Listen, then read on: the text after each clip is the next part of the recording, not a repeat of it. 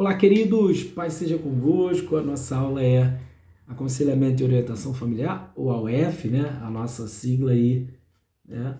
E é importante aqui a gente vai trazer o tema dessa aula, né? O primeiro tópico da nossa aula ali é a gente começar falando, né? Sobre o amor ou paixão, né? O que é um princípio, né?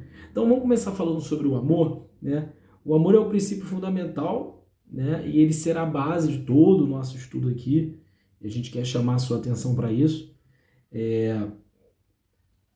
E nós precisamos, então, falar sobre esse assunto que é a essência, né, da Igreja de Cristo, até porque a Bíblia diz que Deus amou o mundo de tal maneira que deu o seu único filho. Ele amou o mundo de tal maneira que deu o seu filho para todo aquele que nele crê não pereça, mas tenha vida eterna. Podemos definir o amor bíblico de maneira muito simples, sendo não apenas um sentimento, porém uma conduta, né? O amor é uma atitude, é uma decisão, né? E é isso que a gente precisa aprender na caminhada, né? Nós decidimos, né, amar, alimentar o amor, e decidimos muitas das vezes na caminhada da vida também alimentar o ódio.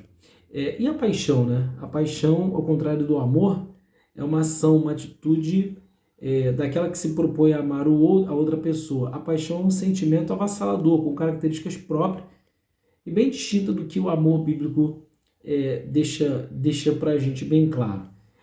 Então, vamos fazer algumas diferenciação. A paixão é romântica e pode acontecer sem aviso. O amor, ele cresce vagarosamente, né? Ou seja, é uma relação que é construída, e isso fala de amadurecimento, fala de desenvolvimento, fala de raízes sólidas. A paixão, que pode acontecer repentina, muitas das vezes ela não tem uma raiz sólida, e assim como repentinamente ela chega, repentinamente muitas das vezes ela se esvaía. A paixão romântica pode surgir de um conhecimento de alguém, sem conhecer muito sobre as características ou a qualidade daquela pessoa. O amor cresce através de uma avaliação, através da compreensão, do entendimento, de entender quem é aquela pessoa, a personalidade dela e etc. A paixão romântica, ela é autocentralizadora, né? E olha para o outro como um meio de conseguir algo. O amor, ele é outrocêntrico, né? O amor faz uma pergunta: como eu posso servir aquela pessoa? Cara, é exatamente isso, porque Deus serviu, né? Por intermédio do Filho, né? A vida do Filho, para que nós tivéssemos vida. Prova de amor maior não há, né? E essa é uma essência que a gente vem buscando a cada dia. A paixão, uma pessoa apaixonada pode aproximar-se, por apaixonar simultaneamente por duas ou até mais pessoas, mas o amor jesuíno, ele centraliza numa pessoa só. Uma pessoa apaixonada tem a tendência de possuir um sentido falso, né? De segurança sobre o relacionamento, baseado em coisas, ou às vezes da necessidade de afirmação. O amor é uma segurança, porque está baseado num crescimento de confiança, de fidelidade, consideração mútua, né? Enfim, a paixão, ela, para a pessoa apaixonada, é uma atração física. Às vezes ela acha que isso é fundamental. O amor não, né? A atração física, ela não é o principal tópico para essa pessoa. Então, por isso a gente precisa entender que Deus ele tem um padrão. É uma pergunta que a gente precisa fazer. Depois de entender a diferença de um de outro, né, do que é amor e do que é paixão, você pode achar que Deus criou o ser humano com um defeito de fabricação, porque sentimos algo aparentemente que apresenta nada de bom, como sentimento de paixão. Bom, a paixão faz parte da existência humana, moveu todas as civilizações e as épocas. Por exemplo, uma pessoa pode ser apaixonada por futebol, uma pessoa pode ser apaixonada pela astrologia, né? Mas o sentimento verdadeiro é o amor, né? Porque no amor a gente perdoa, a gente se doa, a gente não busca satisfazer os nossos próprios interesses e não apenas os prazeres carnais, né? E isso é muito importante a gente pensar, né? Onde nós estamos construindo a base dos relacionamentos, tendo o amor como pilar central, ou apenas aquele fogo, aquela chama da paixão momentânea. Bom, vamos falar das 5 linguagens do amor. Então, quando você ama alguém, a gente expressa o amor da seguinte maneira. Primeiro, a gente transmite palavras de afirmação, né, elogiando a pessoa que a gente ama. Isso é uma maneira de a gente manifestar amor, né? Liberando palavras de afirmação para aquela pessoa, para que aquela pessoa saiba que é admirada, que é querida, que é amada por nós. Qualidade do tempo, né? O amor fala sobre passar um tempo de qualidade juntos, né? E junto não é apenas estar numa mesma casa, mas é junto em oração, junto em canções, junto à mesa, junto na troca de ideias, juntos no planejamento, juntos sonhando, e assim vai. Uma terceira linguagem do amor é receber presente. O importante aqui não é sobre o valor, né, do presente que você dá para a pessoa, mas é uma maneira de você materializar, né, esse amor pela pessoa. É uma maneira de dizer para ela: olha, lembrei de você, passei em tal lugar, comprei isso, etc. Isso é muito importante, porque é considerado uma expressão de amor pelo cônjuge. Formas de servir, né? Na linguagem, a pessoa procura realizar coisas que sabe que a outra gostaria que fizesse por ela.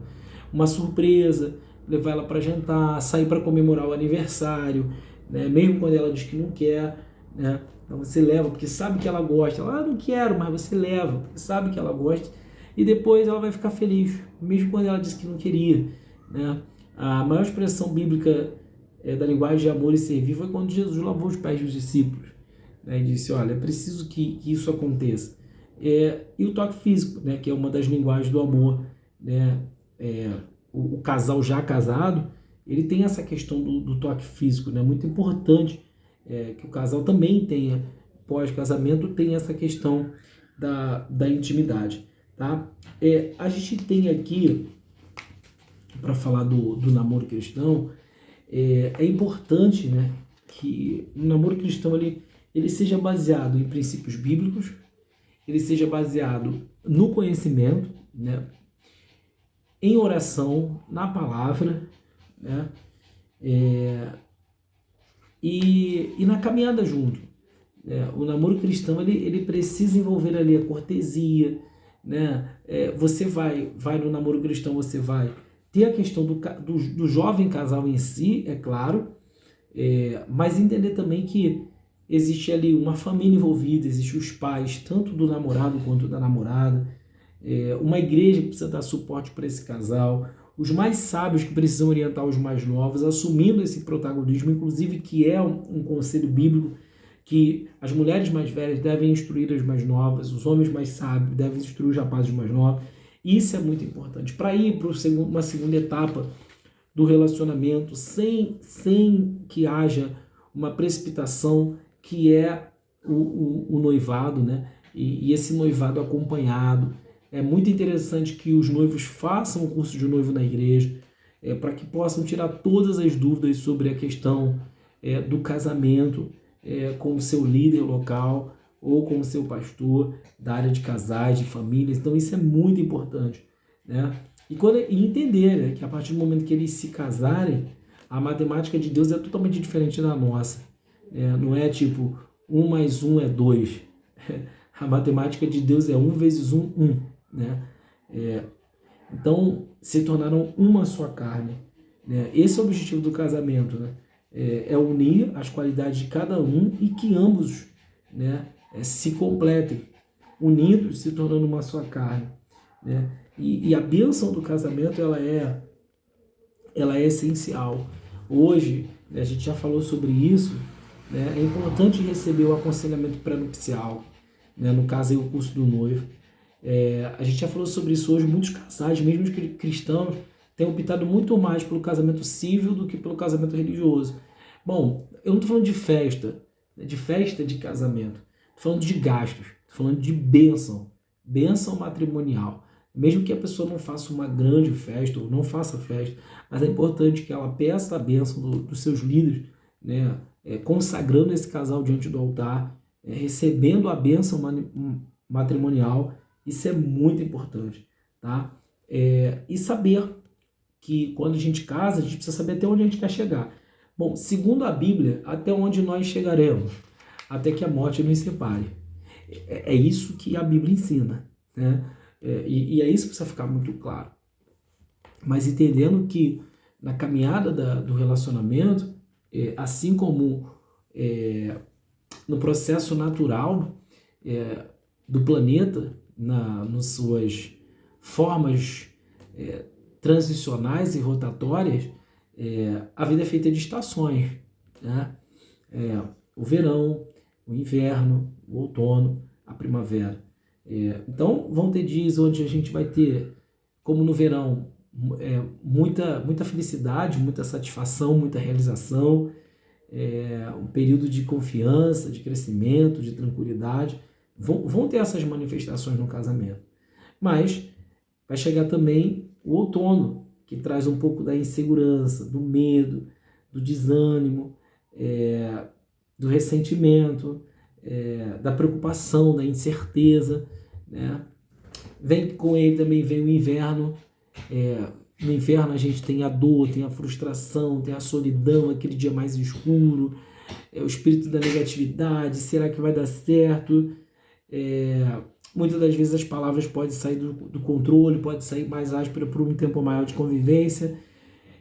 E a primavera, que traz com ela o entusiasmo, né, a alegria das flores, a expectativa, o otimismo de que, olha, ali o amor está crescendo novamente, né? Há uma confiança, o cultivar, o planejar, o se comunicar. Ou seja, no casamento a gente precisa entender também que nenhuma estação dura para sempre.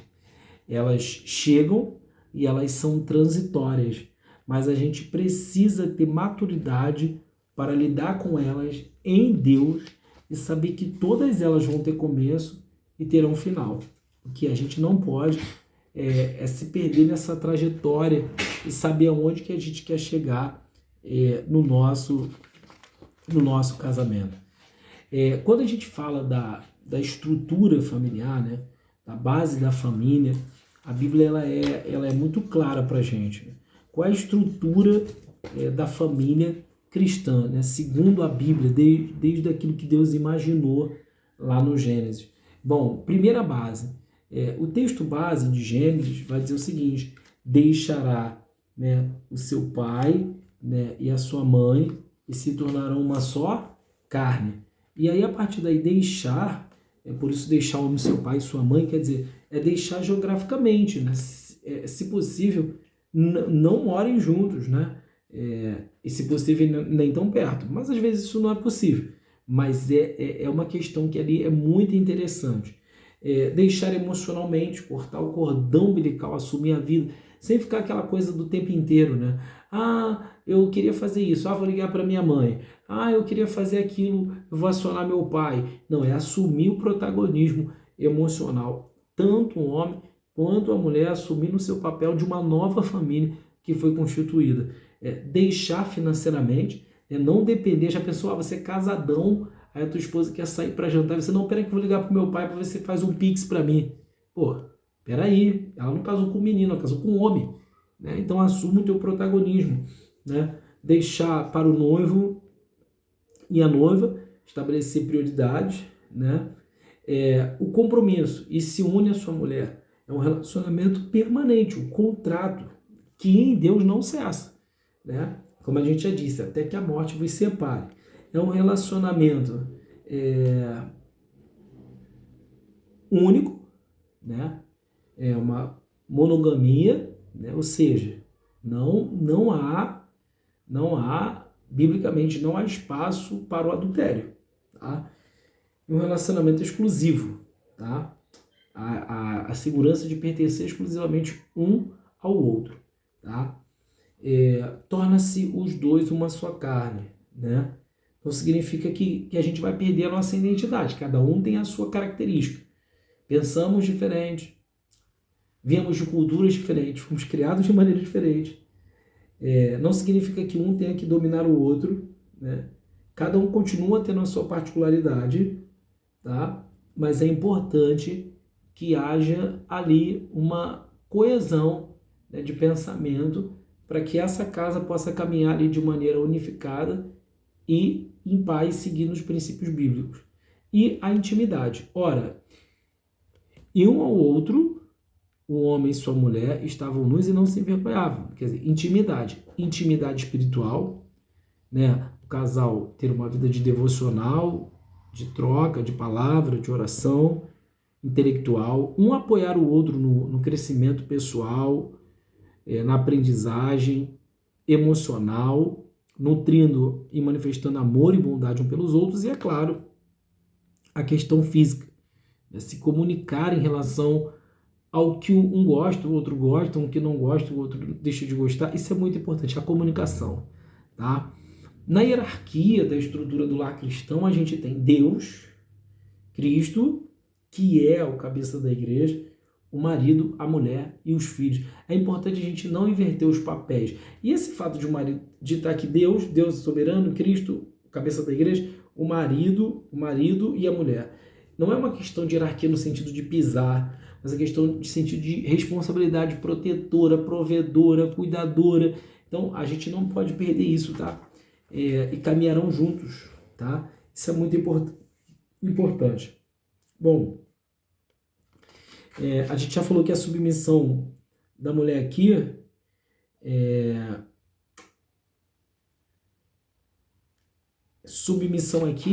apoio, né? Está debaixo do alvo, né? Submissa aqui está debaixo da proteção, da segurança do marido. Isso é estar submissa, tá? E a gente precisa estar muito posicionado para nos livrar de um casamento que seja perigoso. Importante, né, no período de adaptação ali do casamento, é uma aceitação mútua e incondicional. Não tente mudar o seu cônjuge. Aceite primeiramente como ele é, ame, né? Não foi para isso que você casou, você não dizia que amava, né? Procure entender o seu cônjuge, conheça a herança familiar que ele traz, né? No caso do menino, como que ele era tratado, no caso da menina, como ela era tratada. Não critique ou acuse o seu companheiro ou a sua companheira rapidamente, sem que haja amor naquilo que você vai falar. Não envergonhe, não desrespeite, não desonre na frente dos outros. Reconheça os limites do seu companheiro ou sua companheira, mas reconheça também os valores, tá? Entendam que, assim como a melhor oração que um crente pode fazer não é sobre os holofotes e as luzes de domingo, que todos estão com seus olhos voltados para ele com o microfone na mão diante do altar, e sim a oração que ele faz no secreto. As melhores resoluções de problemas para um casal não está na discussão em público, mas sim na capacidade de solução problema no seu lugar secreto, que é o quarto. O quarto é o lugar secreto do casal, né? E ali naquele lugar é o lugar onde estão eles, o casal, Deus Pai, Deus Filho, Deus Espírito Santo. Então não tem lugar melhor do que esse para resolver problemas, situações, conflitos, chegarem em acordo, e praticarem uma coisa que é muito importante, que é a comunicação. A falta da comunicação é um perigo, né, que rodeia não só os casais, mas todas as esferas da sociedade. Aonde há uma péssima comunicação, há brechas que ficam abertas, e a má comunicação deixa com que vozes entrem no meio dessa brecha e leve a compreensão equívoca daquilo que não deveria chegar nos nossos ouvidos. Então, quando a gente se comunica bem, a gente escolhe bem as palavras que vai usar, a gente ouve primeiro, antes de qualquer ação, e depois a gente fala. Não fala primeiro, não julga primeiro para depois ouvir. Não se precipita na hora da resposta, não se ensoberbece, não age com raiva, não usa palavra torpe, palavras pesadas contra o seu cônjuge, porque isso é muito grave. Fala sempre com verdade, mas em amor. Não usa o silêncio para ferir o outro, né? E não entre em rixas e competições. Porque, na verdade, quando você fere o seu cônjuge, na verdade, as suas orações também não são ouvidas, tá? Então, é muito importante.